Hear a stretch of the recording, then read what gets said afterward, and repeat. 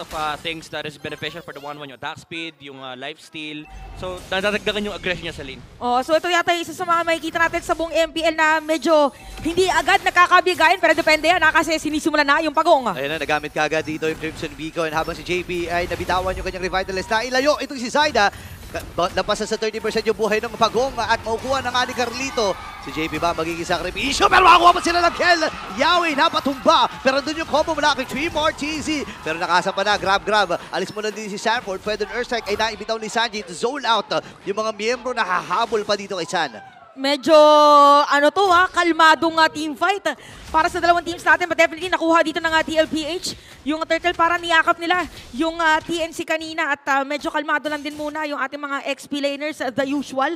Ang kanilang ginagawa. But 1-1 ang ating score lamang dito. Very minimal, TLPH. Yeah.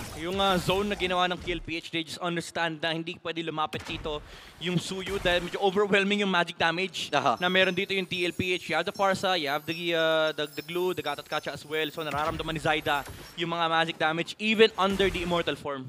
Oo, and kapansin-pansin nga na isa yun sa mga in-adjust para dito sa isang Suyu. Ngayon, si Sanford ay nagamit na kagad yung kanyang ultimate. Habol ba sa dito? Spread lang pala yun. So ngayon ay atras muna dito itong si Zaida. Medyo tahimik ang nagiging ikutan na. Alam mo, parang hindi ako sanay na medyo ganito yung nangyayari para sa dalawang teams natin. Kasi ito mga kilala natin, explosive, yung bigla na lang magagawa ng set or initiation. So, ibig sabihin, alam nila na talagang napaka-crucial na hindi magugulo si Benny Cutie at saka si Oheb. Para sigurong gameplay nila dito, kalma lang guys. Mamaya na lang pag meron na kaming farm. Ganon ang ginagawa ngayon ng dalawang teams natin. At siguro talaga yung tsura kapag yung dalawang team, they understand how the rotations in the early game works.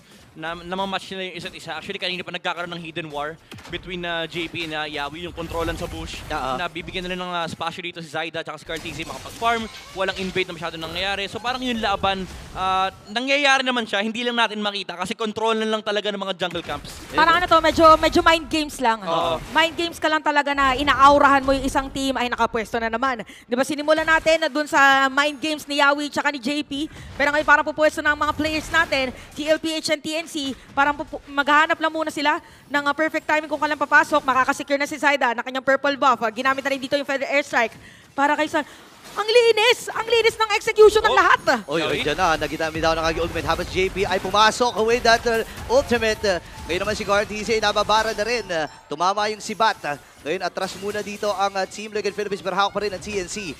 Itong pagong na ito, mailalayo na nga itong si JP. At si Sanford medyo delix yung pwesto niya pero makakaligtas pa rin. Grabe, napakaganda nung reset nung pagong. Tumama yung Spirit Destruction. Alam nila, wala na ring dalawang ultimate. Actually, 3 ultimates yung Brenner ng TLPH. Yung pagka-reset ng TNC, alam nila, freebie na yung pagong dahil nandun din naman yung 1-1 sa third of fight. Grabe, nakakatakot talaga maglaro kung isa kang team sa MPL Philippines, no?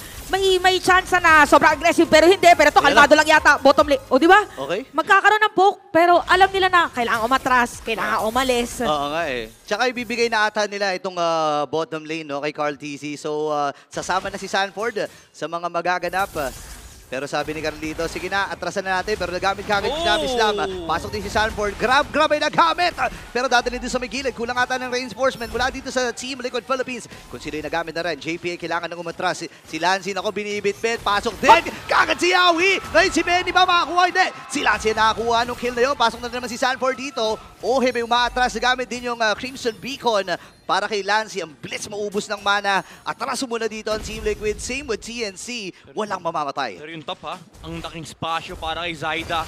Iniwan ni Oheb yung top lane. Hindi pa nga niya nabasag ngayon. TNC pa yung unang makakakuha ng tore sa game na to. Just the overall macro na pinapakita dito ng TNC. Alam nila medyo mahina pa yung damage ng TLPH. Kulang pa yung kanilang firepower. So nakikipaglaro ng konti sila Yawi. Naghanap sila ng potential pick-off. Pero ready sila mag-disengage any given time. So even though naglalaban din naman yung TLPH, kinakite lang sila ng TNC. Oo, kaya pala parang medyo ina-extend nila yung teamfight. Kung mapapansin nyo, sobrang haba ng mga nangyayari bago talaga magkaroon ng proper na kill or maka-secure kill dito yung isang team.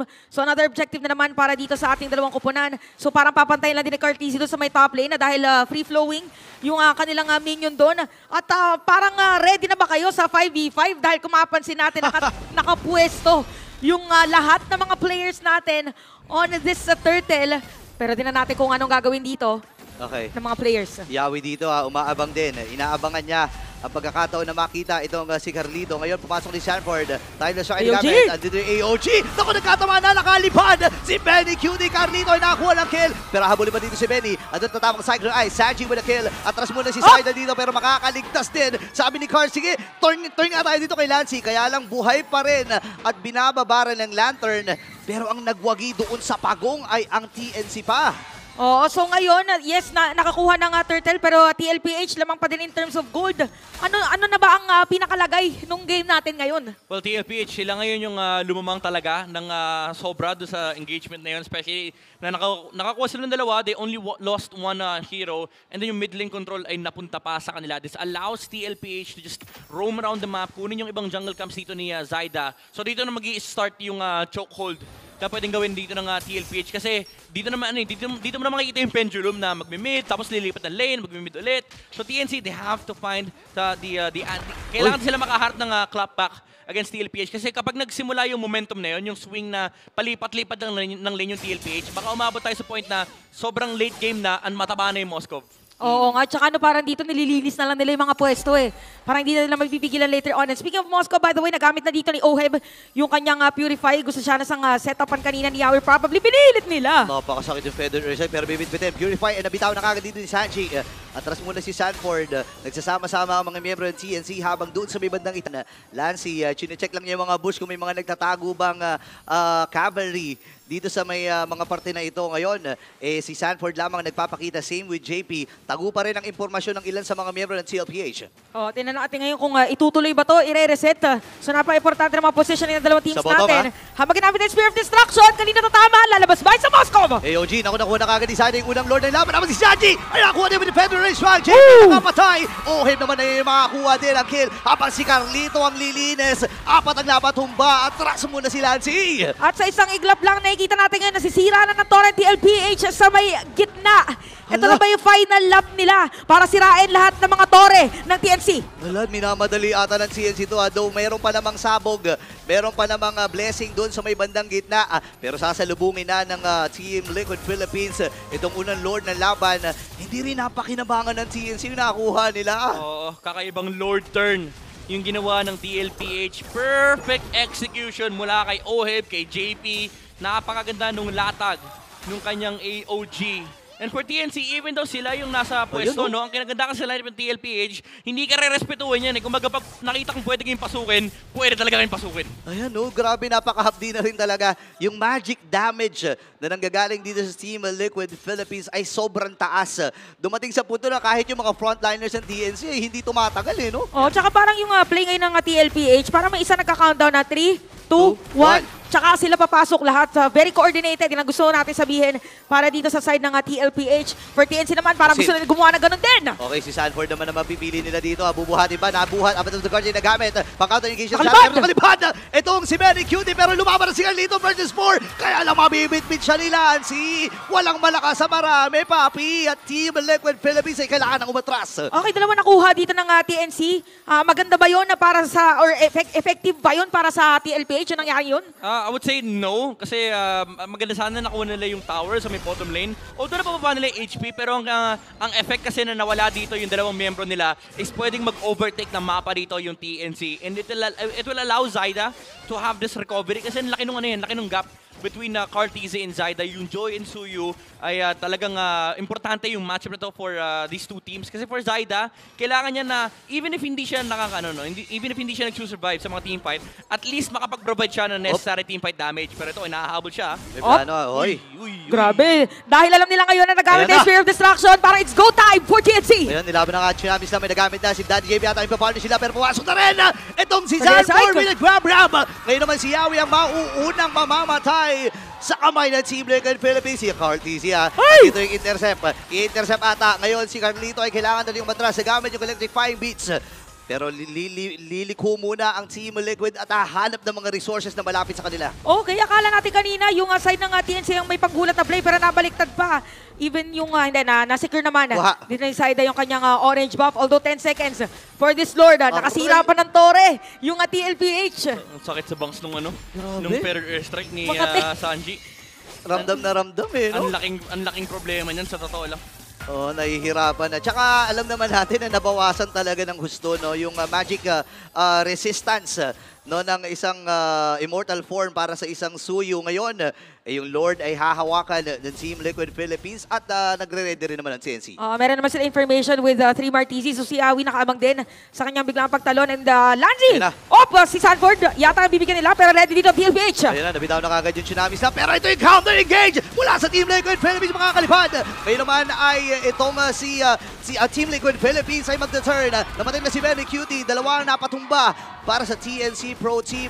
Napakaraming nangyayari at pwede na atya ibigay kay Carl TC yung Lord lang at solohin ito. Oh wow, grabe. Grabe mag-bait dito yung TLPH. Parang ang dami mga moments na yung TNC nag-initiate pero maganda yung counter-engage nila. Yeah, medyo bitin din talaga sa damage output yung TNC. Yung follow-up pa hindi nila makuha. Wala silang burst damage. So even if iangat ni Yawi dito sa Sanford, mapapasama pa sila kasi again, napakadali na for the glue to be able to use that grab.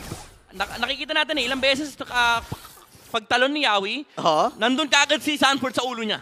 Diba? Sobrang dali nang i-activate and ang mahirap dun kasi untargetable diba? Oo. Parang ang hirap, oo. Parang ang hirap, iba na lang muna. Pero ito, hitting 2 birds with 1 stone. Ginawa ng TLPH, nakasecure sila ng Lord, dadahin sa may top lane, tapos nakasira din sila ng inhibitor turret. 6.46k gold lead para din sa Cavalry. And for TNC naman, in terms of pag-clear kaya ng minion wave, pag-def, this is the first or second Lord of the game. Kaya nila itong depensahan. Medyo bitin yung wave clear nila sa totoo lang. It's just the Suyu. So kailangan talagang makaharap ng mga tending pwestuhan dito. Kaso isa pa nilang problema yung Feathered Airstrike Yun nga no? Ang laki, ang lawak nung... Dami entry point. Oo, ang lawak nung nasasakop na posisyon ng Feathered Airstrike. Ngayon, nagbabantay ang CNC dito. Ready ba ang Cavalry na i-dive itong natitirang Torre sa gitna? Tingnan natin ngayon, masisira na nga yung Torre sa gitna pero madedepensahan naman yung Lord. Merong minion wave na dadaan. Pinipilit pa na TNC dito na dumepensa. Pero parang hindi mo na ipipilit dito ng TLPH. So ramdam ulit natin yung controlled aggression para dito sa TLPH. For TNC naman, alam mo talagang kalmado lang sila na hindi. Sige, makaisang setup lang tayo tsaka tayo magbibigay. But definitely sa mga napapansin natin, parang hindi masyadong nakaka-burst pag nakakalipad na si Benny Cutie regardless. And medyo nahihirapan siya kasi pagbagsak niya, wala silang nabawas 10 bits talaga kasi ang isa pang kailangan isipin ni Benny Cutie dito, may revitalize din na hawak si JP. Kumbaga, yung 1-1 na hinaharap natin, talagang lalabas lang to sa full late game na kapag kompleto na yung kanyang si Halberd, meron rin siyang Malefic Gun or Malefic Roar. Kasi ngayon, medyo defensive items pa yung binibuild niya. Meron siyang Rose Gold Meteor and of course the Wind of Nature as well. Pero ang damage item nila is yung DHS. Nako, plano ata nila na i-burst itong si Sanford. Makakasama ba? Pero picker din! Ano yung Apple of the Guardian? Natamaan! Itong si Lancy. Naku, delikado ata ang CNC. Kailangan nila umatras. Hahabol ba si Cartesi dito? Yung flow ng minion ay nakapabor para sa kanila. Yung top, mid, and bottom. At kailangan kumapit ng Phoenix Army. Sabi natin sa mga problema is the Feathered Airstrike. Meron pa yung si Sanji. Parang ipipilit na yata nila tapusin to. Mukhang disisit na ba? And the ball na ba to para sa TLPH? Ayun, nabitaw na nga kagad. Mabibitawan din si Yawi. Namatay na nga kagad. At ang CNC Pro Team. Ready na kalipad si Benny Cutie dito. Pero ang tanong, kakayanin ba niya? At ang pagsugod na Team Liquid Philippines ay tuloy-tuloy. At makuha nila ang Game 1. And just like that,